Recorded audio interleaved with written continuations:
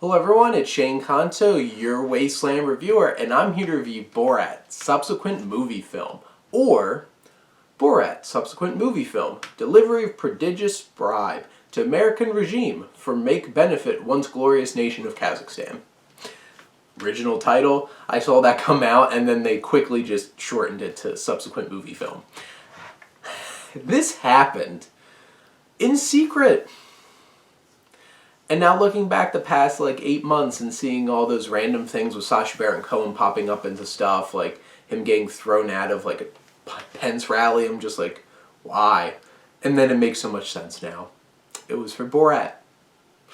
14 years later, they made a sequel. I remember when this movie came out, everybody was like, very nice. King of the castle, king of the castle. And, everybody was all up on the Borat train. And I own Borat, somewhere up there. And I think it's hilarious.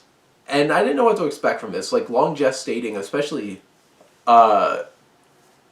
comedy sequels, can be so hard. But what's interesting is how our country has morphed in the past 14 years to open up this film, and I feel like this was the perfect time to do this. And this was very purposefully dropped before the election because this is a very biting satire about our country right now.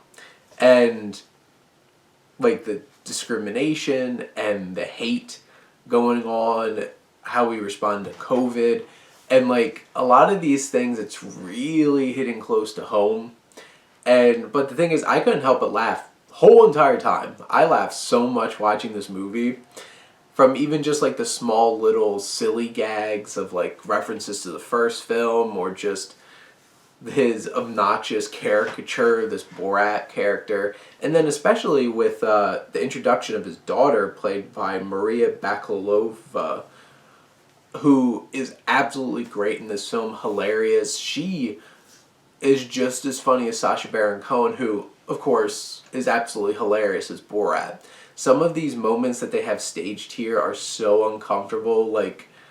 I'm not going to talk about a whole lot of specifics, but the one in the trailer where they're sitting in with what seems to be them trying to get an abortion, but in context of the actual movie, when you find out what's really going on, it's even sillier and more ridiculous than that. And trying to talk about how he put the baby in her. And I'm just like, this is so uncomfortable. And that's the thing. It's so cringe-worthy, all the humor in Borat films. And then it has some crazy twists in this, and places that it goes. And yeah, there's some slower moments, and there's some moments that don't really click as well. This isn't a perfect film, but I really enjoyed this a lot.